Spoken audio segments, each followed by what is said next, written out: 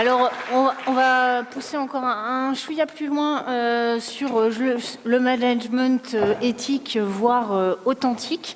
C'est comme ça qu'on avait envie de vous le présenter. Et du coup, j'appelle sur scène Bertrand Moinjon, le directeur général adjoint de l'ESCP, pour nous parler de ce management authentique. C'est à vous. Donc, je me présentais rapidement. Je m'appelle Bertrand Moinjon, je suis prof de stratégie. Et depuis 25 ans, je suis DGA aujourd'hui de l'ESCP, où je m'occupe plus particulièrement de la formation des cadres dirigeants. Et ce thème de l'esprit client est un thème qui nous importe beaucoup, parce que nos participants, alors, ou nos élèves, on ne va pas nécessairement les appeler des clients, mais quelque part ce sont des clients. Et nous avons lancé tout un chantier sur quelle est l'expérience qu'on veut faire vivre à nos participants et nos étudiants. Le premier point de certitude, et je rebondirai sur les deux présentations précédentes qui étaient vraiment très, très intéressantes, c'est qu'aujourd'hui, on ne peut pas ne pas être authentique. C'est-à-dire les jeunes, et les moins jeunes aussi, mais surtout les jeunes, ne pardonnent pas aux dirigeants qui vont leur dire des choses et qui après vont faire l'inverse. Et c'est intéressant quand on est en formation continue, qu'on discute avec des participants, qui sont des dirigeants d'entreprise, on leur dit c'est quoi pour vous un management authentique? Ben, vous n'avez pas nécessairement de définition très claire. C'est-à-dire ça va varier de l'un à l'autre. Et en fait les gens, c'est le risque des formations, c'est que quand on fait une formation, on va dire, tiens, on va travailler sur l'esprit de service, on va faire une formation de 2 jours. On va apprendre un certain nombre de trucs, on va apprendre des comportements, mais le problème, c'est que ça ne se passe pas là. Le problème, c'est que ça se passe au niveau des valeurs, ce qui a été très bien redit précédemment, et il faut plus de 2 jours pour faire évoluer les valeurs. Moi, j'ai eu l'occasion de pas mal travailler sur ce thème-là. J'étais à une époque pro-visiting à Harvard et quelqu'un qui s'appelle Chris Argyris, que certains connaissent peut-être dans la salle, qui était le pionnier de l'entreprise apprenante, et qui avait développé une théorie très intéressante, qui s'appelle la théorie de l'action, dans laquelle en fait il montre que la manière dont on se comporte n'est pas nécessairement en ligne avec ce que l'on dit. Bon, ça, il n'y a rien de nouveau, mais la partie intéressante, c'est sans qu'on en ait conscience. Donc des gens peuvent dire, moi je suis très orienté client, et quand vous regardez la manière dont se comporte la personne, ben, il y a un écart. Les travaux de recherche montrent qu'à ce moment-là, il y a un écart entre ce qu'on appelle la théorie professée, ce qu'on va dire, et la théorie d'usage, c'est-à-dire ce qu'on fait. Et la théorie qui guide nos actions. Parce que quand on n'agit pas de façon aléatoire. On n'agit pas de façon aléatoire. Vous dites, c'est important de responsabiliser. Qui est-ce qui va être contre cette idée-là? De responsabiliser les collaborateurs. C'est important de déléguer. Tout le monde est d'accord avec ça. Le problème, c'est quand je vois certaines personnes agir. Alors moi, je peux plus de difficulté à me voir moi-même, mais quand je vois des personnes agir, je me dis, attends, ils font tout l'inverse de ce qu'ils disent là. Ou des profs de leadership qui terrorisent leurs assistantes et leurs élèves. Vous dites, là, il y a quand même... Et le problème, c'est qu'à ce moment-là, les gens ne sont pas nécessairement conscients. Ils utilisent une autre théorie, c'est si le problème devient embarrassant, il faut que je reprenne le contrôle. Là, c'est une théorie de l'action. Et donc, dans les travaux d'Argyris, la théorie de l'action, c'est des propositions si alors.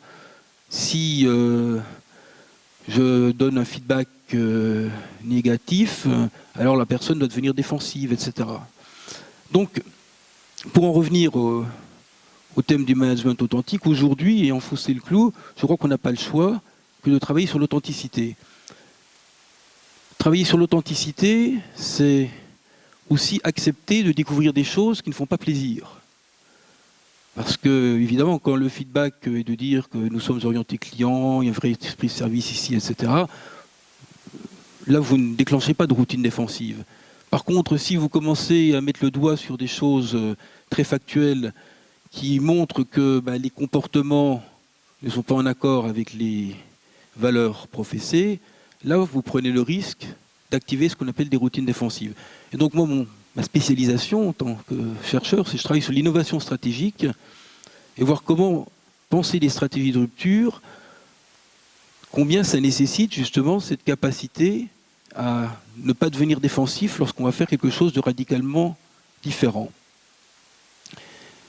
Je voulais, pour terminer, je ne vais pas faire quelque chose de trop long et je serais ravi de répondre si vous avez des questions, mettre l'esprit de service en perspective par rapport à des travaux de recherche qui existent sur ce qu'on appelle le management de l'expérience. Nous avons, avec d'autres chercheurs, développé depuis une dizaine d'années des travaux sur ce thème de management d'expérience en se disant, en fait, qu'est-ce qui compte dans une entreprise à la fin de la journée? C'est qu'est-ce qu'aura vécu le client. Après, on peut raconter tout ce qu'on veut sur les stratégies de différenciation, etc. Ce qui compte à la fin de la journée, c'est le vécu du client. Et si on part de là, on remonte, on va dire, ça veut dire que quand on parle de stratégie, pour moi, l'esprit de service est une déclinaison de cette expérience. Eh bien, on n'est pas que dans l'opérationnel, on doit aussi être au niveau stratégique. Il faut que dans la stratégie de l'entreprise soit à même de répondre à la question quelle expérience est-ce que je veux faire vivre à mes clients ou aussi à mes salariés. Ça, c'est ce qu'on appelle l'expérience voulue. Ça, c'est du point de vue de l'entreprise. Du point de vue des clients, il y a ce qu'on appelle l'expérience attendue, et c'est le rôle du marketing, par exemple, de vous informer de quelles sont les évolutions des attentes du marché. Mais ces attentes, aussi, on peut travailler à les faire évoluer.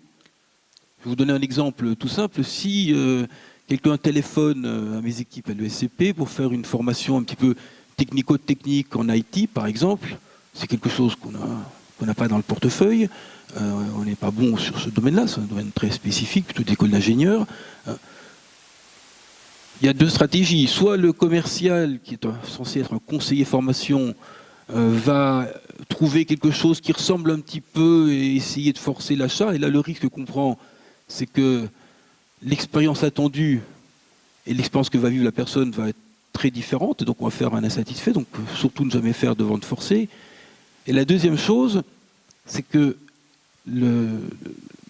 lorsque le conseiller formation va avoir ce dialogue, il peut par contre essayer de comprendre, oui, expliquez-moi pourquoi est-ce que vous voulez faire une formation sur l'IT. Il dit oui, parce que moi ce qui m'importe c'est de comprendre quelle est l'implication de l'IT sur les équipes. Et à partir de là, de ce dialogue, on peut faire évoluer les attentes pour dire à la personne, mais en fait votre problème il est plus global, c'est pas simplement un problème d'IT, c'est un problème de problématique de comment est-ce qu'on gère le changement. Et donc on voit bien que dans l'interaction, à ce moment-là, on va pouvoir contribuer à façonner les attentes. C'est le rôle des bons marketeurs et des bons commerciaux, qui sont des conseillers, c'est de faire évoluer les attentes. Donc on a l'expérience voulue par l'entreprise qui doit tenir compte évidemment des attentes, et le véritable défi, et c'est sur quoi j'ai eu l'occasion de pas mal échanger avec Maryse dessus, vous avez une approche très structurée, que je trouve très intéressante, c'est de décliner d'un point de vue opérationnel. C'est-à-dire que quand on parle d'expérience ou quand on parle d'esprit de service, c'est un projet d'entreprise en fait. Donc il faut que ça parte de la stratégie, parce que si ça ne part pas du sommet, eh ben, ça restera que local. Bon, il vaut mieux faire local que rien faire du tout. Mais si dans le sommet, on commence à faire réfléchir en disant, bon, écoutez, mettons de côté tout ce qu'on raconte sur la stratégie, mais c'est quoi l'expérience que vous voulez faire vivre à vos clients? Et là, on commence à travailler là-dessus. On va dire, bah voilà, l'expérience qu'on fait faire vivre, je prends mon cas, à nos participants, c'est les aider à prendre du recul et porter un regard différent sur leur métier. Voilà, c'est ça qu'on veut faire. Et bien à ce moment-là, chacun dans mon équipe doit être capable de dire en quoi moi je contribue à faire que l'ex-personne va vivre cette expérience-là. Comment moi je suis à la comptabilité, comment à la comptabilité je vais contribuer à cela. Comment, j'ai un exemple tout bête, on vient de gagner un très gros appel d'offres, et il faut qu'on recrute. Alors on a des procédures, il y a un comité, une fois tous les 2 mois pour les recruter, etc. Là, le client n'attend pas. C'est-à-dire, le client, il signe le contrat, il attend à ce qu'il y ait une équipe face à elle. Et donc, comme il fallait renforcer les équipes, j'ai fait un petit mot au RH en leur disant, écoutez, je sais que c'est hors procédure habituelle, mais voilà ce qui se passe.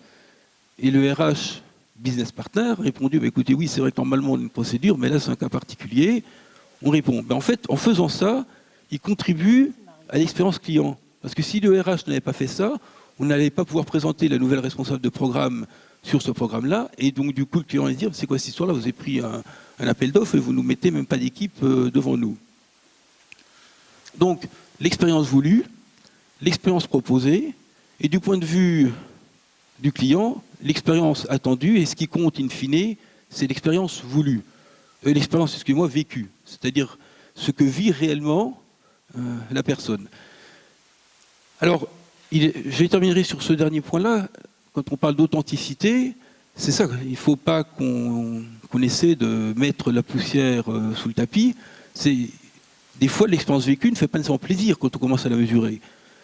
Quand on regarde cette expérience vécue, première chose, c'est souvent, quand vous regardez les questionnaires satisfaction que font les entreprises, ça ne mesure pas du tout l'expérience vécue. C'est même des fois l'inverse. Je me rappelle que j'ai été pendant 17 ans au comité de direction de HEC, on avait, ça aurait pu se passer à l'ESCP, mais là il se trouve que l'histoire se passe à HEC, on avait des questionnaires qu'on donnait aux participants, je pense que vous faites tout ça quand vous faites de la formation. Et donc il y avait un questionnaire, mais des questions très génériques, c'est-à-dire est-ce que vous étiez content du prof, est-ce que le contenu vous paraissait utile, hein, et qu'est-ce que vous pensez du matériel qui vous était fourni. Et on avait un prof qui était excellent, que mon collègue Charles-Henri connaît bien, qui s'appelle Patrick, je ne donnerai pas le nom, mais qui était excellent, mais un peu parano. Et donc, il avait toujours peur qu'on lui pique ses idées. Et donc, il ne voulait jamais laisser de traces. Donc, il ne donnait jamais de copie de ses présentations. C'est vrai, hein, tu confirmes. Voilà. Alors après, avoir tenté de me battre un certain temps là-dessus, bon, j'ai fini par abdiquer en disant, mais dans le fond, c'est vrai que les gens n'ont pas besoin d'une copie, après ils prennent des notes. Et vous imaginez que quand les gens prennent le questionnaire après avoir vu ce prof, qui était excellent, je veux dire, il avait 5 sur 5, ils commencent à remplir et ils disent, voilà, qu'est-ce que vous avez pensé du professeur? 5 sur 5. Qu'est-ce que vous avez pensé du contenu? 5 sur 5. Puis ils arrivent en bas, qu'est-ce que vous avez pensé du matériel pédagogique? Et des gens qui n'avaient pas du tout besoin de ça commencent à se dire, ah ben c'est vrai, quand même, vu le prix qu'on paye, ils pourraient quand même nous donner des documents. Et donc du coup, en posant la question, en fait, on va créer de l'insatisfaction. Alors qu'en fait, les vraies questions qui nous intéressent, c'est pas ça. Les vraies questions qui nous intéressent, c'est est-ce que ce séminaire vous a permis de porter un regard différent sur votre métier?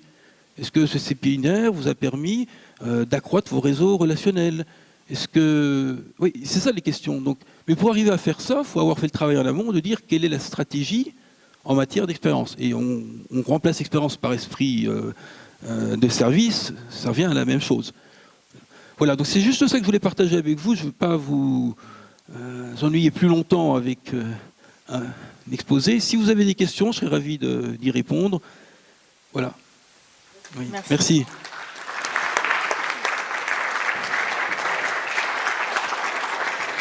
Comment le marché de l'éducation, et puis en particulier l'éducation de nos futurs dirigeants, à l'ESCP et dans toutes les écoles supérieures, est actuellement disrupté, enfin, au sens où vous le comprenez, par tout ce qui existe autour.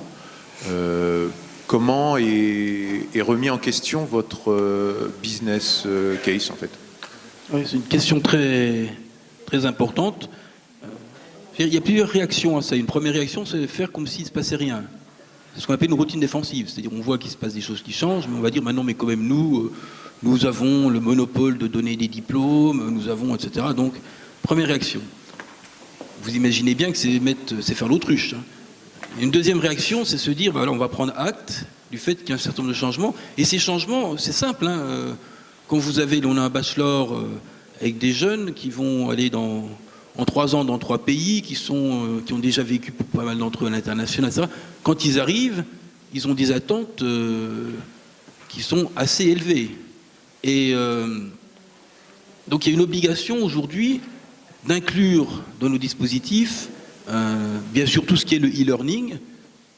Ça c'est quelque chose qui devient basique, mais c'est un dû en quelque sorte. Hein, donc on ne va pas se différencier en proposant du e-learning.